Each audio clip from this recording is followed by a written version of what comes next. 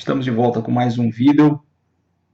Saúdo a todos os que me assistem, você que me assiste no YouTube, pela grande rede de computadores, pela manhã, à tarde, à noite ou de madrugada. Nosso abraço. Tema de hoje, eu escolhi tratar com vocês das questões, algumas das questões ou os três grandes movimentos do direito penal na atualidade. Eu vou trazer para vocês um pouco da configuração desses temas e quais são as três principais escolas ou as três principais correntes de pensamento, três movimentos dentro do direito penal que mais têm sido discutidos hoje no mundo. Dos ramos do direito, o direito penal é talvez aquele que tem maior visibilidade por parte da sociedade. Mesmo quem não faz direito, mesmo quem não é do mundo jurídico, acaba tendo contato pelas mídias, pelos jornais, pelos programas policiais, pelos programas sensacionalistas, com a realidade do mundo que é objeto de estudo, objeto de trabalho, por assim dizer, dos operadores do direito na área penal. O direito penal acaba sendo confundido ou acaba sendo visualizado na figura dos grandes crimes, na figura dos grandes criminosos, enfim. E talvez por isso a sociedade construa também, movida por esses programas, movida por uma visão distorcida que muitas vezes tem a própria imprensa, construa uma visão também distorcida do que é o direito. A gente nota isso também nas universidades, quando no início do curso, ou dos cursos das carreiras jurídicas, dos cursos de direito, muitos daqueles que chegam, dos alunos, têm o direito, a imagem que eles têm do direito é a imagem do advogado que acusa num tribunal do júri, ou do advogado que solta, que libera alguém que estava preso, ou talvez um promotor de justiça que faz uma acusação dentro de um processo, ou mesmo no tribunal do júri. E essa acaba sendo a ideia que é formada do direito. O direito como sendo o direito penal. O que é um mito e é uma construção errônea. Deve ser corrigida. Mas isso, esse breve comentário, serve para pontuar a nossa exposição a respeito desses três grandes movimentos do direito penal na atualidade, que eu reputo ser os três mais importantes movimentos do direito penal, formas de pensar o direito penal, visões de mundo acerca desse fenômeno que é o direito penal. E passo então a esclarecer para vocês o que seriam, ou quais que defendem, quais seriam os pontos principais desses três discursos hoje vigentes e que são debatidos, pesquisados, estudados continuamente pelas universidades e pelos juristas, pensadores do direito, em vários sistemas no Ocidente. São três, basicamente, como eu falei, esses movimentos ideológicos ou movimentos do pensar jurídico acerca do que seja o direito penal. E os três que eu trago para vocês aqui são, primeiro, o discurso do abolicionismo penal. O segundo, o discurso ou movimento do que se chama ou se chamou de movimento Lei e Ordem. E o discurso do direito penal mínimo. São três movimentos, são três visões dentro do direito penal sobre o que seja a ciência do direito penal, em que constitui E cada um desses discursos, cada um desses movimentos do pensar indicam, pontuam, caracterizam elementos e modos de ver do direito penal, da aplicação das penas e quais seriam as saídas que cada um vê dentro da realidade contemporânea. O primeiro deles, para tentar entender melhor de que se trata cada um e o que pregam esses discursos, eu começo falando do primeiro deles, que é o discurso do abolicionismo penal.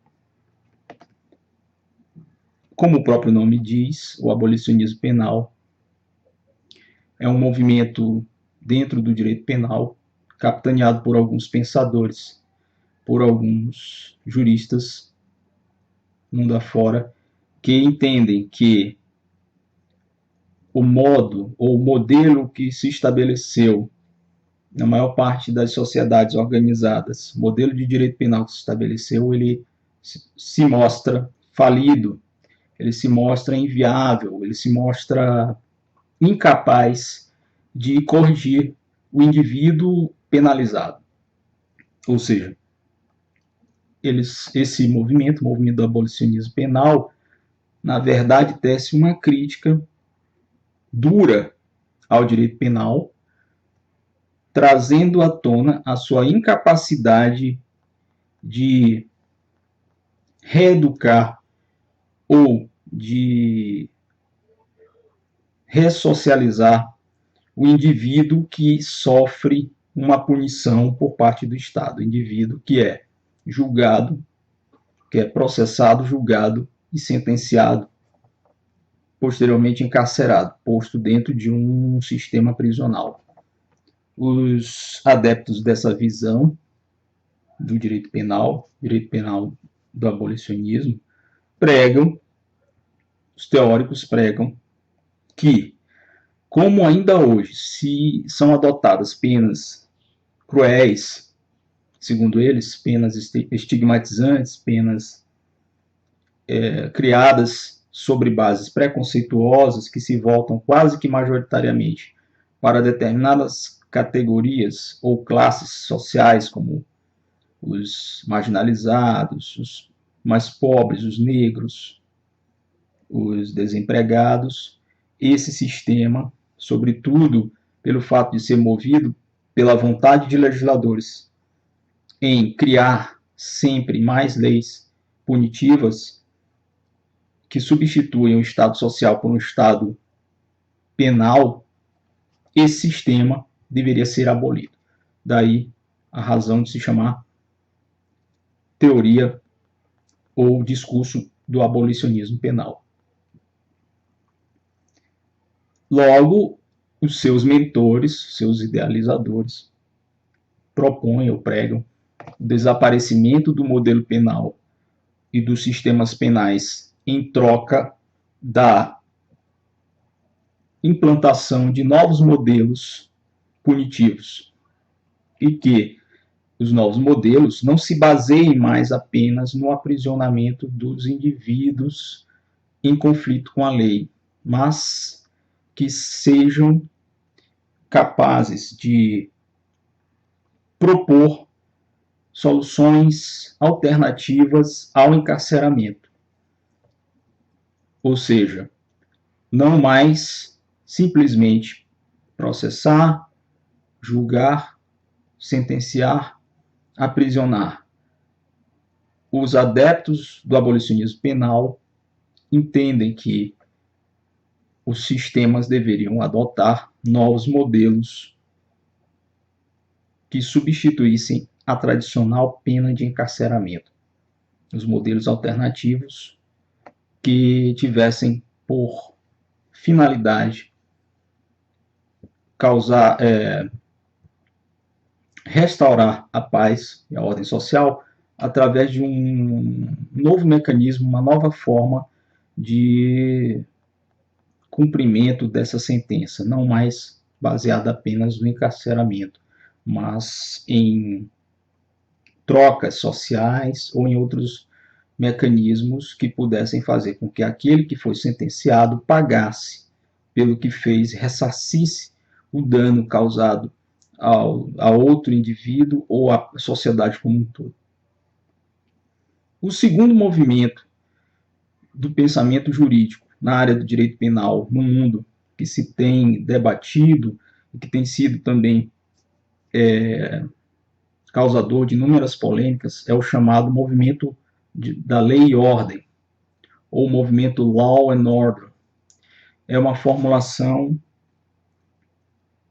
que prega, por sua vez, diferentemente do abolicionismo, prega o recrudescimento, ou seja, o aumento na gravidade das penas e a criação de leis que possam punir qualquer conduta que de alguma maneira venha ameaçar a ordem social e a paz pública. Como se pode ver, esse movimento de lei e ordem está em diâmetro oposto ao do abolicionismo. Enquanto os abolicionistas pregam o fim de um sistema penal que eles entendem como falido e incapaz de ressocializar o indivíduo, o movimento Law and Order coloca um outro mundo, ou seja, ele recrudesce, ele intensifica as formas de punição e as leis que penalizam os indivíduos em conflito com a sociedade, em conflito com as normas, seriam, na verdade, fruto de um processo legislativo que recrudesce, que intensifica, que torna mais graves as condutas e que aplica leis, ou melhor, que aplica penas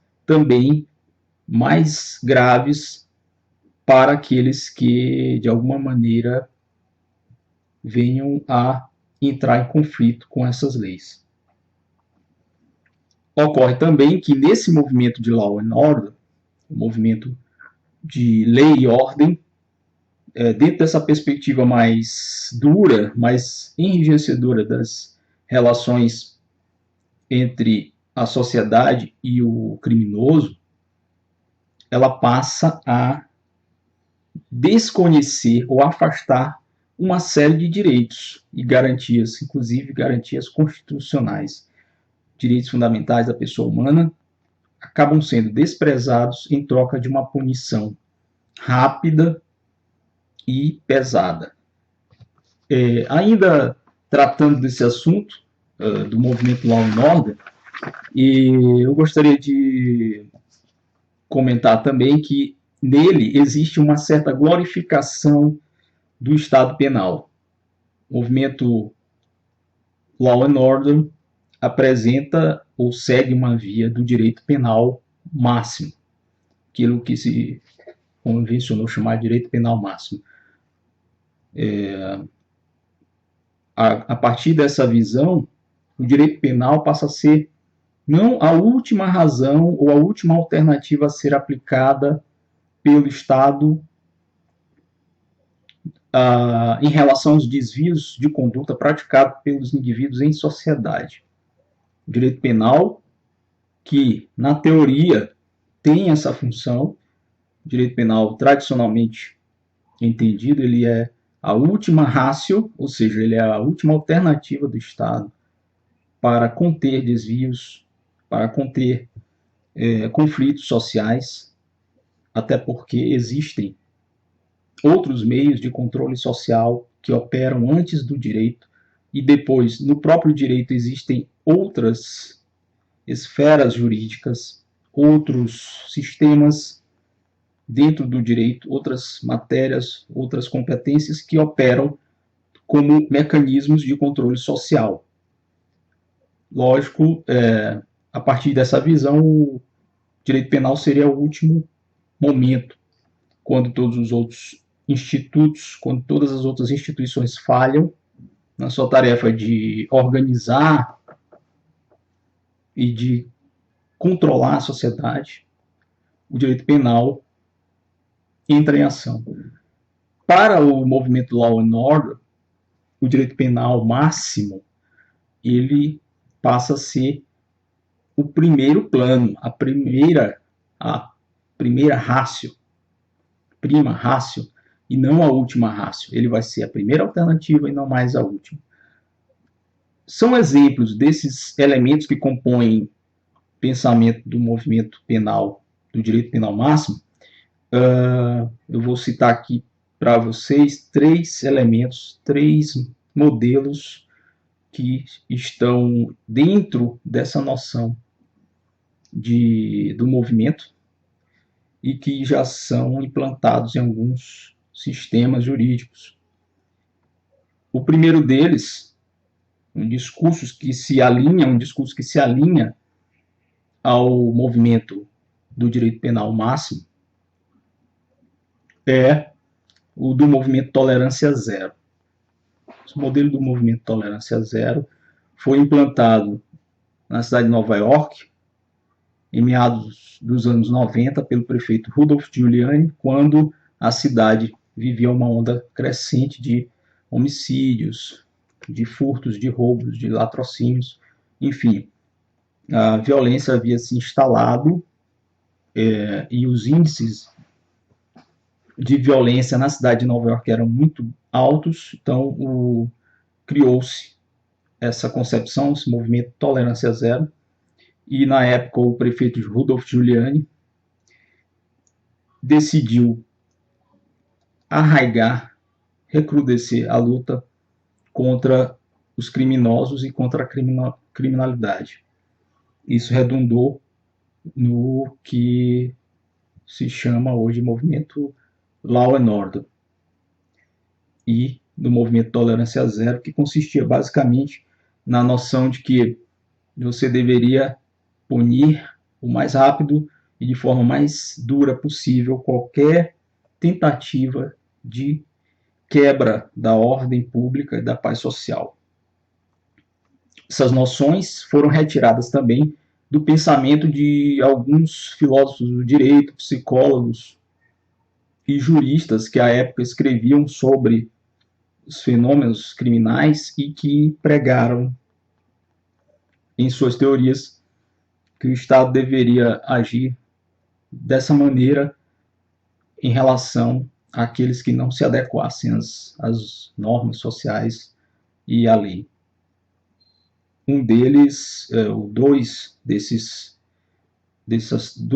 teorias foram assumidas pelo movimento Tolerância Zero, foram a teoria das janelas quebradas, que foi criada por James Wilson e George Killing, e o Three Strikes and You're Out, que é um conceito que foi adaptado do beisebol.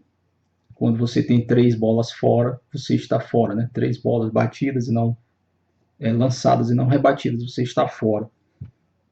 Essas 2 ideias, ou seja, a teoria das janelas quebradas e a teoria do Three Strikes and You're Out, geraram um resultado que foi a implantação da seguinte linha de pensamento do direito penal lá aplicado. O cidadão, o indivíduo, poderia ter a chance, entre aspas, de cometer até 3 crimes. No terceiro crime cometido, independente de qual crime fosse, da gravidade ou não desse crime, ele receberia uma pena pesadíssima, que iria do mínimo de 25 anos ao máximo de prisão perpétua.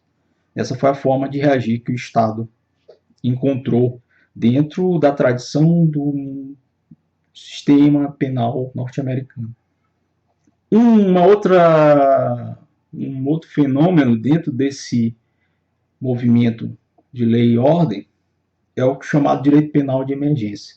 O direito penal de emergência é aquele que ocorre quando um país ou uma determinada sociedade, ao se verem confrontados com crimes hediondos, com crimes violentos, com crimes que acabam tendo grande repercussão social e um impacto muito forte na sociedade, que se sente ameaçada, que se sente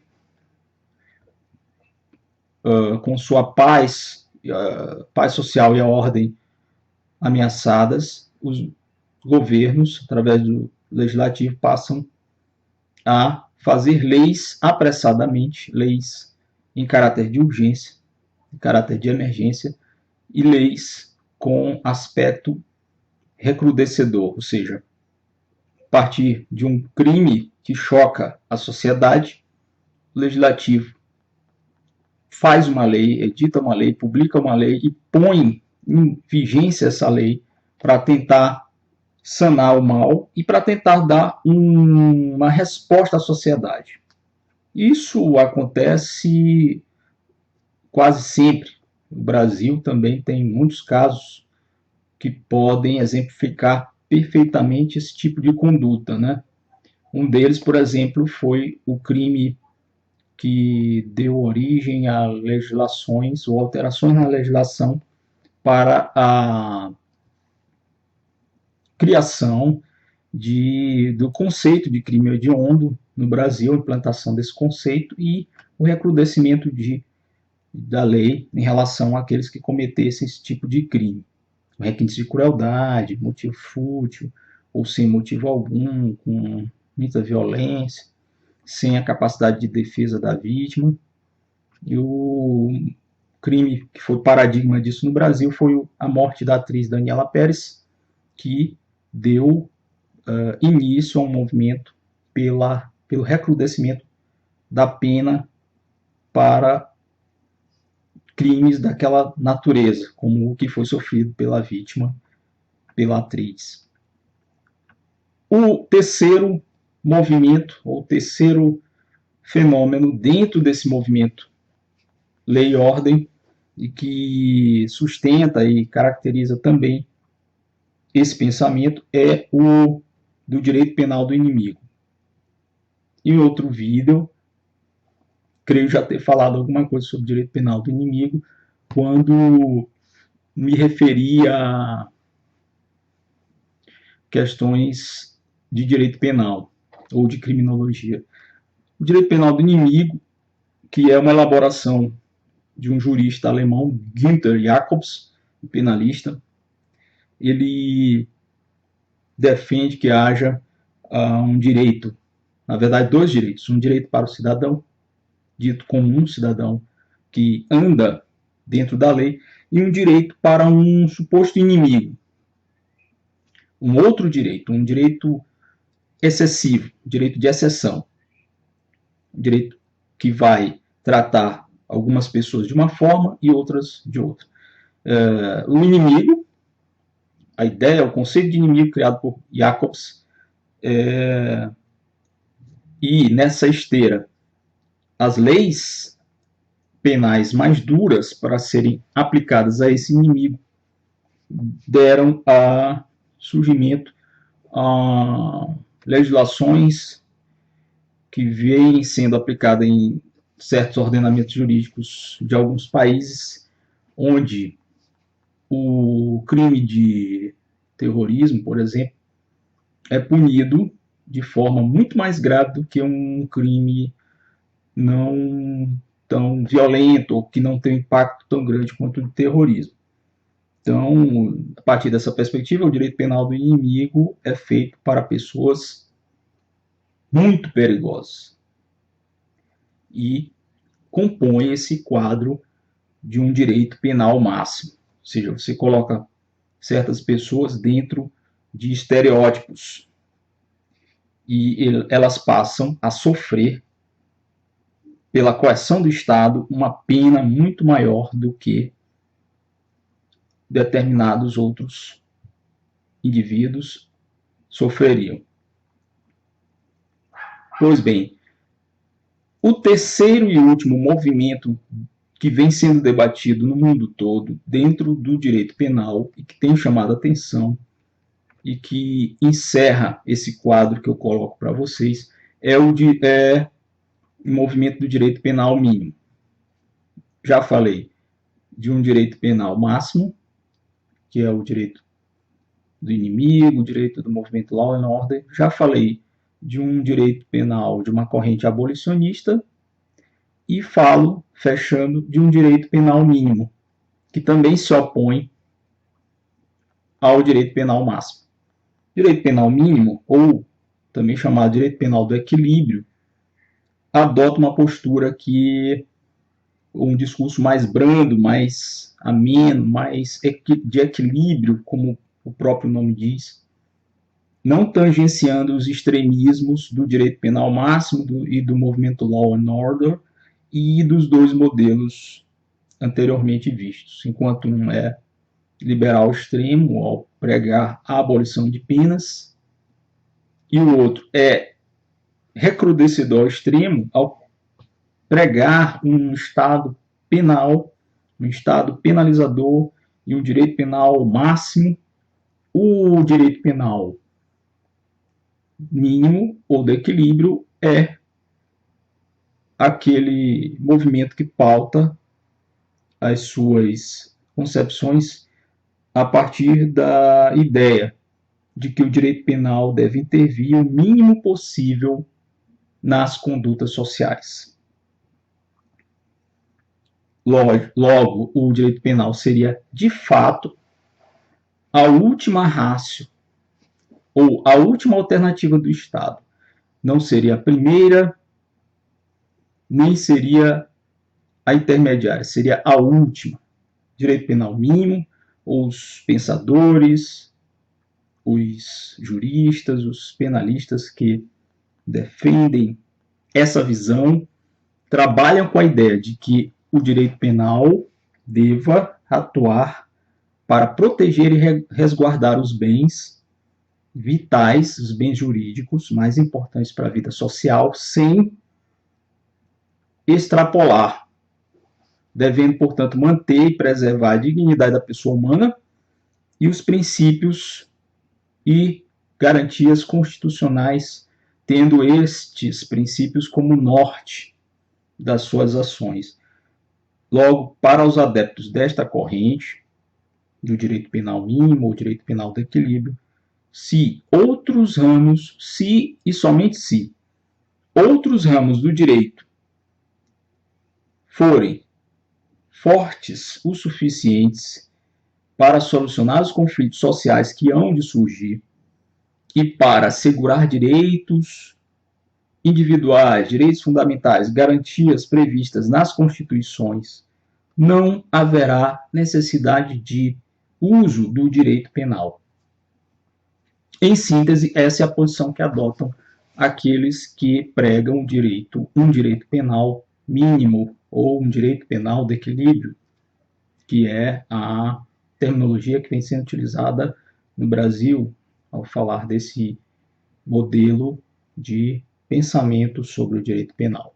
No Brasil, o professor Rogério Greco é um dos penalistas que defendem esse modelo de direito penal. Inclusive, ele escreveu uma obra que saiu há pouco tempo, foi publicada há pouco tempo, que eu sugiro àqueles que sejam interessados em conhecer melhor, não só o direito penal mínimo, mas também essas outras correntes, esses outros movimentos do direito penal atual.